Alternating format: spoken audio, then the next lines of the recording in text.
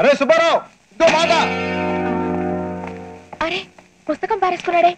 బావా ఇదిగో బావా. బావా నిన్నే. ఆగు. ఏంటి బాస్ బావా అని పిలుస్తోంది?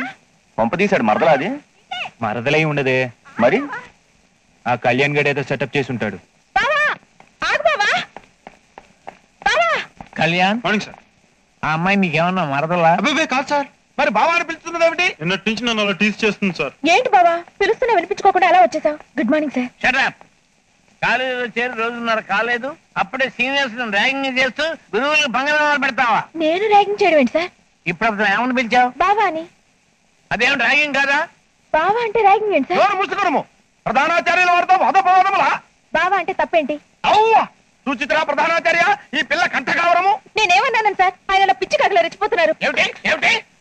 సుచిత్ర ప్రధానాచార్య, నేను పిచ్చి కాకట, మీరు గజ్జి కుక్కట. ఇంకా నువ్వు ఉపేక్షించదేమి? వెంటనే ఈ పిల్లని కళాశాల నుంచి బహిష్కరించు. ఏమిటి అమ్మాయి బావా అంటే తప్పేమిటంటావా? అవును సార్, పేరు పెట్టి పిలిస్తే తప్పేంటి సార్? అతను పేరే బావా. బావా అంటే బావని కాదు సార్, బాలాంతరపు వక్రతుండేశ్వరరావు. చూసారా సార్, మీ ముందే నాకు ఎంత దారుణమైన నిక్ నేమ్ పెట్టిందో. నిక్ నేమ్ పెట్టడం ఏంటి? నీ పేరు అదే కదా? ఏంటి నా పేరు బాలాంతరపు వక్రతుండేశ్వరరావా? అసలు ప్రపంచంలో అలాంటి పేరు ఎవరైనా పెట్టుకుంటారా? మరి నిన్నటి మొన్నటి అర్థం లేకుండా మాట్లాడతావు. అతని పేరు ముళ్ళపూడి కళ్యాణ్. కళ్యాణ?